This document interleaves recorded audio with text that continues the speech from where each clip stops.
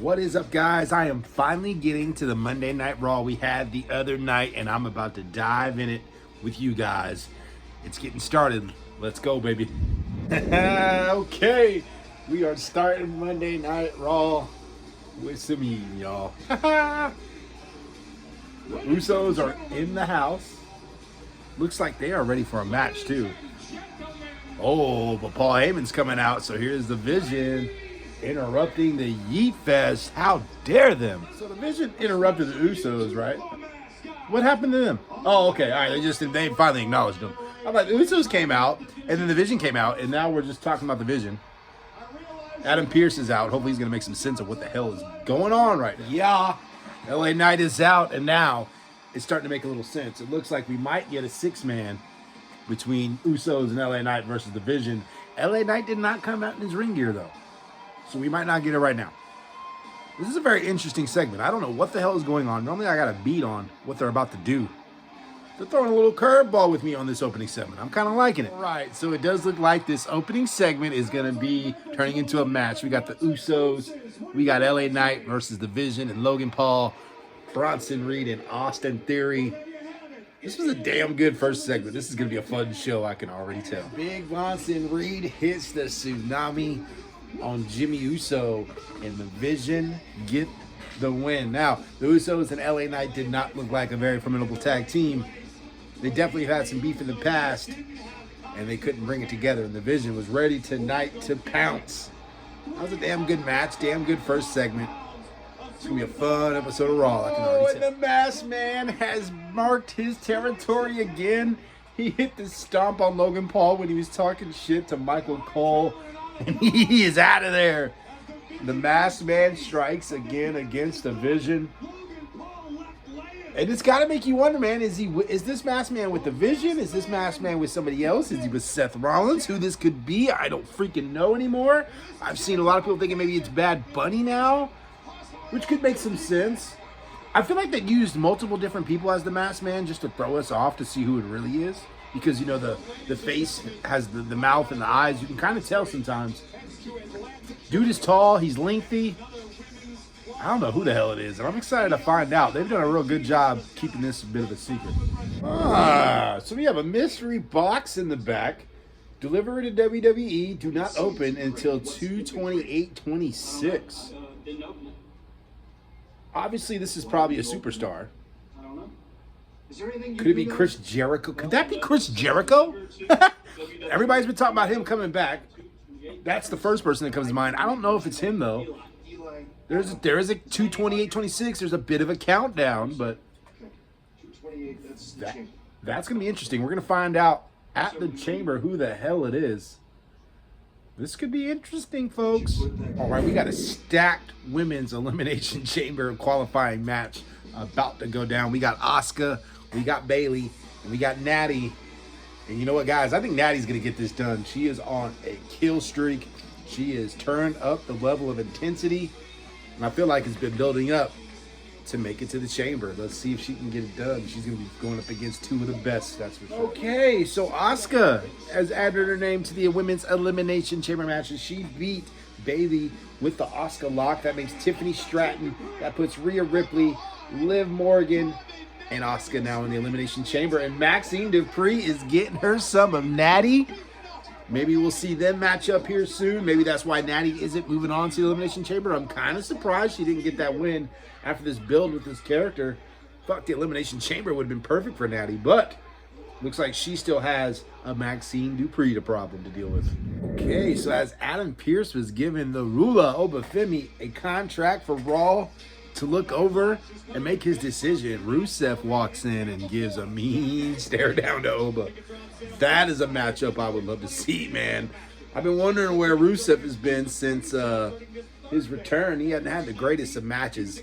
He had the little thing with Sheamus, and that's been about it. But Rusev and Oba is something new for him to stick his teeth in, and I think it could be a fun-ass match. I hope we see that soon. It looks like the greatest Royal Rumble winner of all time still has not made up her mind on who is she going to wrestle at the Royal Rumble. Her and Michael Cole having to sit down. We thought we might get the answer, But hell no, we didn't. And I don't blame her. Oh, Stephanie Vaquer has entered the chat like Dominic Mysterio. Oh, shit. I'm telling you, this has got to be the match that we get because they are building this shit up really nice. I'm not going to lie. Liv's face during all that was hilarious. She looks scared for her life against Stephanie Vaquer. But you know she has a plan. She always has a plan. And Dom interpreting all of Stephanie's words. That was funny as hell. Liv is going away crying, but you know she will retaliate, and get back on Stephanie Vaquer. I feel like that's the matchup we're going to get at Mania, y'all. All right, so from one world champion to the next, we have CM Punk. The best in the world is coming out. And let's see what Punker has to say. The OG theme has stuck around for Mr. Finn Balor as he has come out to grace us with his presence. As CM Punk was talking his talk. All right, why is he looking back, though? Yeah, do your little dance. I saw the look back. Finn Balor doesn't have a mic. Oh, man, JD McDonough is back. Hell yeah. Good to see JD with Dirty Dom. And the Judgment Day boys are back together. I like to see that for Finn.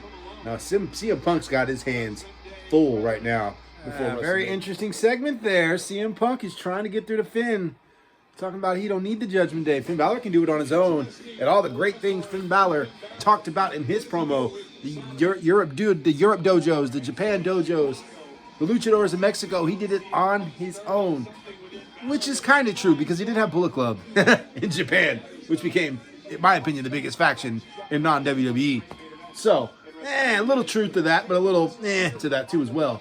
That was a good segment, and you know I am rooting for Finn Balor to get out of the Judgment Day and get his own thing going. So I'm with you, CM Punk. That's going to be a good match at Elimination Chamber. I don't think Finn Balor is going to get the win, but maybe CM Punk can break the mold and get Finn out of the Judgment Day. That would be a win, in my opinion. Hey, poor Kairi Sane, man. She'd be getting humiliated by Asuka. I swear. But the tag team champs, they got a lot on their plate, right? The women's tag team champs, Rio, with Rhea and Io Sky. They got Lash Legend and Nia to deal with. They got the Chamber to deal with. Those ladies got a lot on their plate. We will see how it all works out for their road to WrestleMania. El Grande Americano Dos is what I'm going to call him. And he is going to get an Intercontinental #1 contender match. But his opponent is random. We're going to have to find out soon who his opponent's going to be. That'll be interesting. Maybe we're going to get El Grande Americano versus El Grande Americano. Maybe. I don't know. We're going to find out here soon. Mr. Zero Miedo himself, Penta, is the challenger for El Grande Americano Dos to be #1 contender for the Intercontinental Championship. I'm liking this. Now, Penta gets this win. Dominic has had that damn title for very long. And I love me some Dominic Mysterio. Don't get me wrong. But his reign has not been as fruitful as I was hoping it would be. Penta would be a perfect pick to take that title off their Dirty Dom, and I think it could happen at WrestleMania here in Vegas. Just as El Grande Americano Dos was going to put that steel plate in his mask with the help of Bravo, El Grande Americano Uno grabs Bravo by the legs, drags him underneath the ring, and messes up the finish for El Grande Americano Dos. Penta gets the win. He is your #1 contender for Dom's Intercontinental Champion. And El Grande Americano Uno is putting it on Dos right about now. Hey, Finn Balor is determined to get this world title alone as JD was trying to talk him out. Dirty Dom was trying to tell the boys he's going to need help tonight for his Eliminator match because he just sent Liv away because Liv is not having a great day. And now Dirty Dom is all by himself. So that tells me I don't think he's winning tonight, but he's got Gunther and Javon Evans.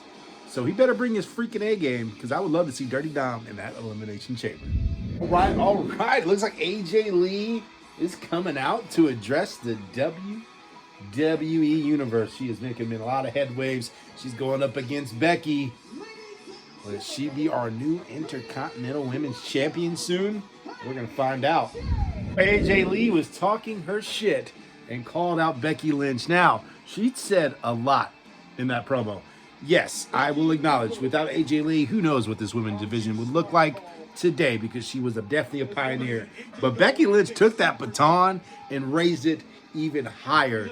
And AJ Lee, this AJ Lee, I don't know if she can hang with this Becky Lynch. Becky Big Times is the best of the best.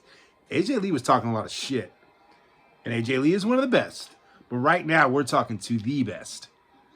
And she better be careful, because Big Time Bex will get that. Becky Lynch does not take the bait from AJ Lee. That was a little awkward in the ring. That little trying to get her slap. That was a little awkward. But AJ Lee talked a lot of shit in this promo. And Becky is fired up. I am excited to see this match at Elimination Chamber. Going into it, I thought AJ Lee was going to get the job done, to be honest with you. But after that promo, I think she might have just lit a fire under Becky Lynch's ass for Elimination Chamber. And she might regret that. Well, looks like we're getting a tribute to the phenomenal one, AJ Styles, in his hometown in Atlanta, Georgia next week. Do we hear from AJ? Do we find out what's next for AJ? Oh, that got me goosebumps. I hope AJ... I don't know what AJ's going to do. I thought he was going to go back to TNA, go be a champion, and go off into the sunset. Some people want to see him in AEW. I want him to be happy. And I want to find out what the hell he's going to do. So hopefully next week we get a little... All right, guys. Main event time for the WWE Monday Night Raw. We have an Elimination Chamber qualifying match between the Young OG. We got Gunther and we got Dirty Dominic Mysterio. Now, feels like Gunther, this is his match to lose, right? I'll be rooting for Dirty Dom, you know me. But could Javon Evans pull out the upset? We're going to find out here soon enough. And Javon Evans gets the win with the OG cutter on Dom. Now, Gunther got attacked by Dragon Lee as he was getting some get back on Gunther. He had a springboard off the barricade with the ring bell, and Gunther put him out as Gunther was trying to take the ring bell hammer from Dom. Dom gets back in the ring, hits a 619 on Javon. Javon gets out of the frog splash. He misses that and then hits him with the cutter for the win. Javon Evans has had an interesting week, right? Kevin Nash had some very harsh criticism on the Young OG and his vocabulary and how his character is on screen. So this was a big win for Javon, and I'm glad he got this win. Gunther has been having a hell of a run. He didn't really need this match. Javon Evans now in the Elimination Chamber. He's going to be very entertaining in that as well. All right, guys, that is end of Raw for today. Make sure you like and subscribe for more. Comment in the comment section. What was your favorite part of the show? And thank you guys very much.